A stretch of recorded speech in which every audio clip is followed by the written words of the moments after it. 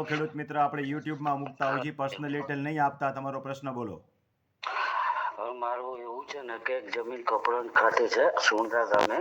હું કામ એને ડિટેલ બોલો છો? મેં તમને પહેલા જ કીધું પર્સનલ ડિટેલની જરૂર નથી. તમારે પ્રશ્ન હોય એ પૂછો. કે પરત મળી શકે જમીન 50 વર્ષના પટ્ટે આપી છે.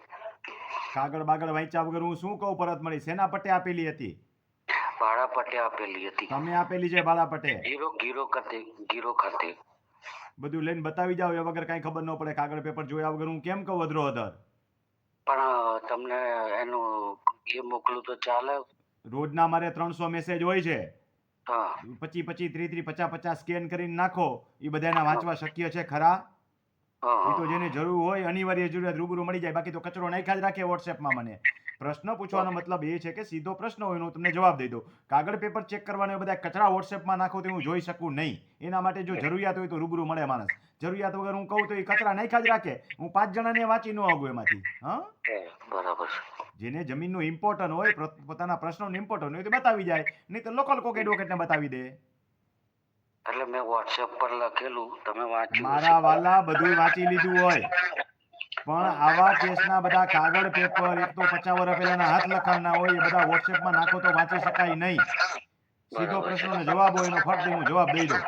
કાગળ પેપર વાંચવાના હોય, કોઈ અપીલો થઈ હોય, કોઈને કેસ દાખલ થયા હોય, રિવિઝન કરવાની હોય, તો એ ફાઇલો લઈને જ આવવું પડે.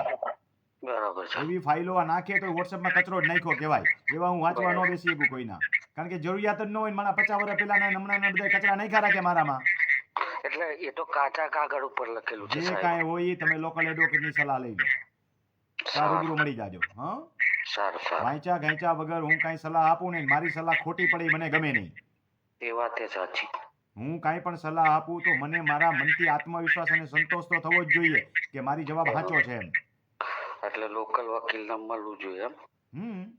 તો લોકલ વકીલને મળ્યો તો એવી વાર્તા નથી કરવી આપણે. મળ્યા હોય જવાબ તમે જાણો. મારે તો પૂછવાનું શું છે એ પૂછો.